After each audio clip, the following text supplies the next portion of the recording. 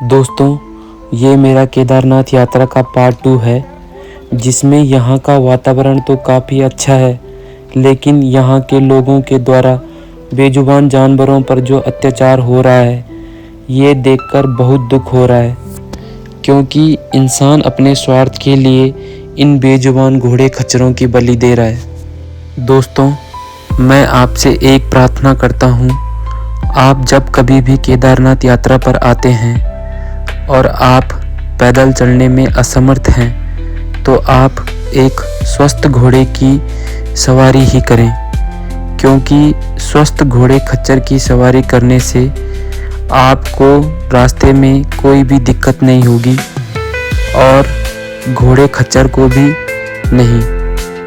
आप घोड़े खच्चर को एक बार ठीक से देखकर उसकी चोट-पट तो नहीं लग रखी या वह लाचार तो नहीं है,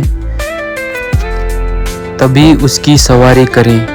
यदि आप ऐसा नहीं करते हैं और किसी लाचार घोड़े खच्चर की सवारी करते हैं और किसी कारणवश उस घोड़े की मृत्यु हो जाती है, तो आप भी पाप के उतने भागीदार हो जितना कि घोड़े खच्चर का मालिक। इसलिए दोस्तों, आप लोगों को इन बेजुबान जानवरों के लिए जागरूक होना होगा। यदि घोड़े खच्चर के मालिक कम रुपए में किसी लाचार घोड़े खच्चर की सवारी कराते हैं, तो आप इनकी सवारी ना करें। अगर किसी कारणवश घोड़े खच्चर को कुछ हो जाता है, तो आपकी यात्रा सफल नहीं हो सकती है। इसमें आपको भी चोट फट लग सकती है।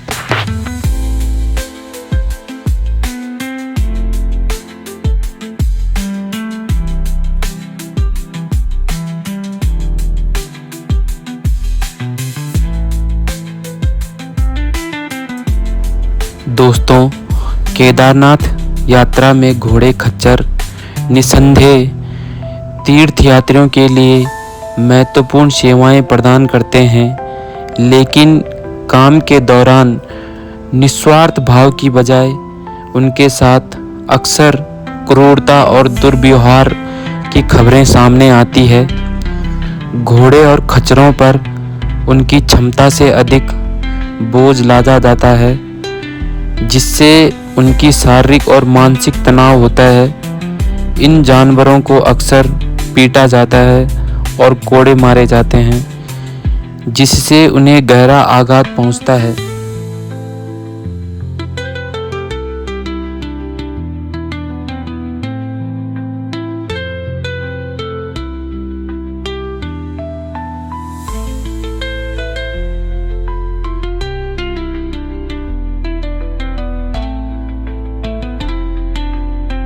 दोस्तों, 2025 के शुरुआती के कुछ दिनों में ही 2 दिनों के भीतर 14 घोड़े खच्चरों की मौत हो गई थी। इसमें आपकी क्या राय है? आप अपने विचार कमेंट में बताएं और इन बेजुबान के लिए आप अपने विचार अवश्य बताएं।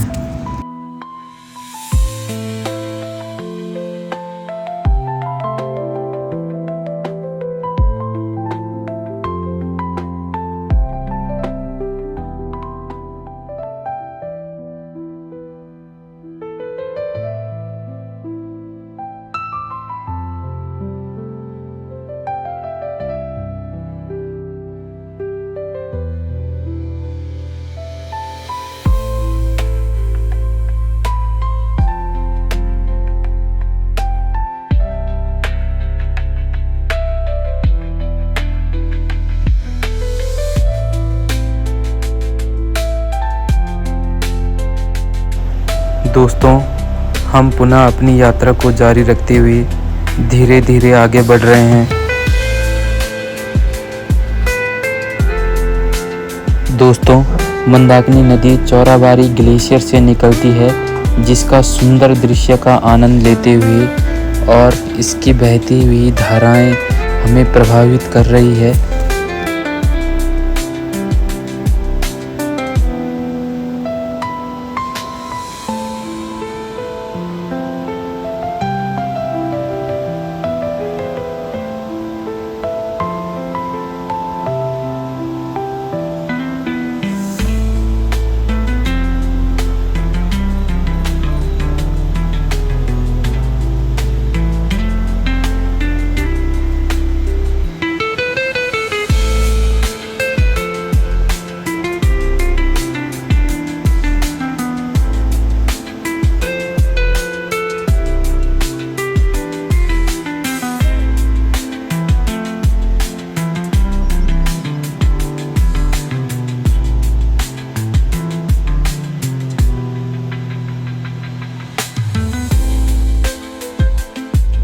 काफ़ी देर चलने के बाद हम पहुंच चुके हैं छोटी लिंचोली।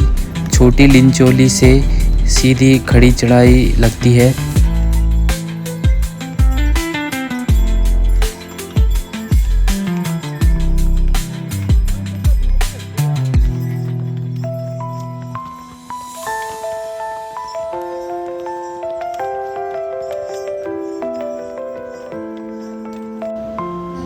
कुछ यात्री हेलीकॉप्टर के माध्यम से केदारनाथ बाबा के दर्शन करने के लिए जा रहे हैं, जो अपनी यात्रा सुगम तथा अति तीव्र रूप से पूरी करते हैं।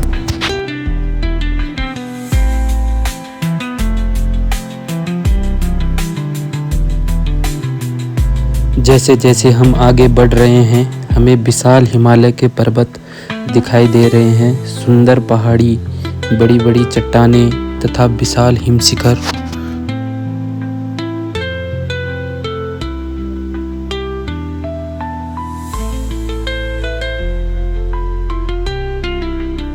कुछ देर यहाँ पर रुककर हमने विशाल पर्वत श्रृंखलाओं के सौंदर्यकरण का आनंद की अनुभूति की।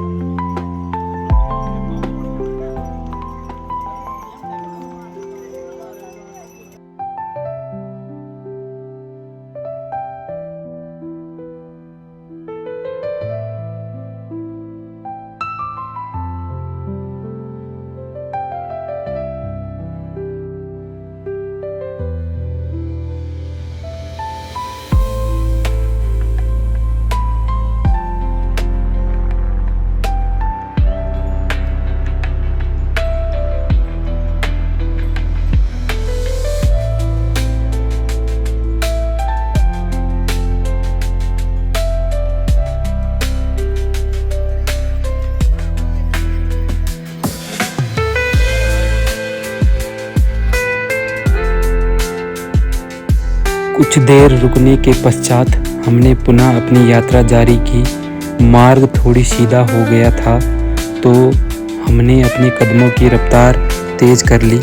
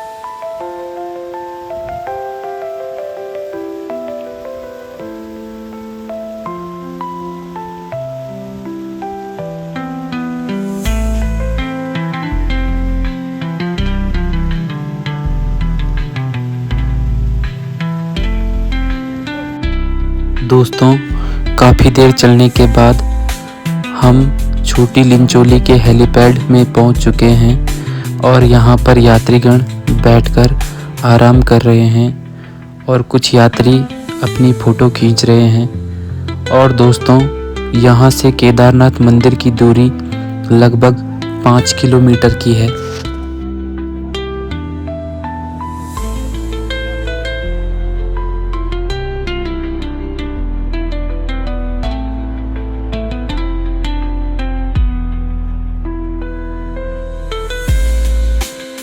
दोस्तों, यहाँ पर मज़दूर कई तरह के कठिन कार्य करते हैं, जिनमें मुख्य रूप से भवनों की मरम्मत और रखरखाव तथा भवनों का निर्माण विषम परिस्थितियों के कारण भारी निर्माण सामग्री और अन्य सामान को पैदल मार्ग से केदारनाथ तक ले जाना एक बहुत ही कठिन और श्रमसाध्य कार्य है।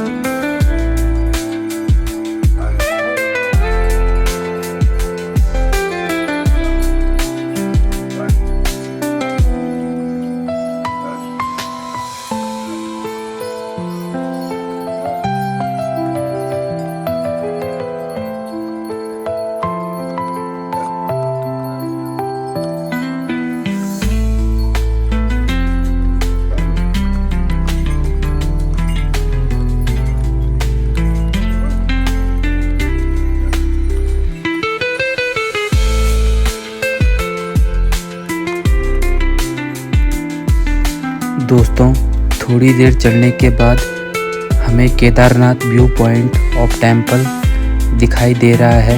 यहाँ से आपको केदारनाथ मंदिर दिखाई देने लग जाएगा। यह हमारी पड़ाव की अंतिम चढ़ाई होगी।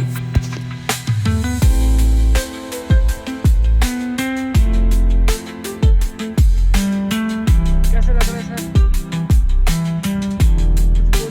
किसानों से काम नहीं चलेगा।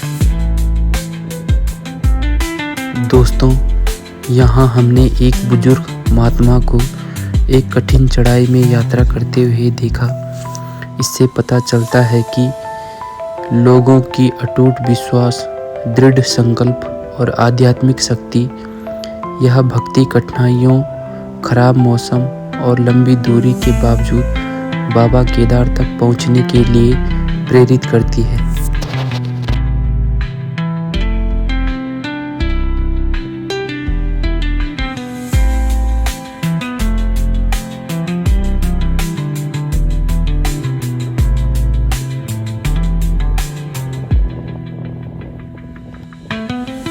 दोस्तों, मिलते हैं पार्ट 3 में, जिसमें मैं आपको बाबा केदार के दर्शन कराऊंगा और शाम को होने वाली भव्य आरती के लिए दर्शन शामिल होगा।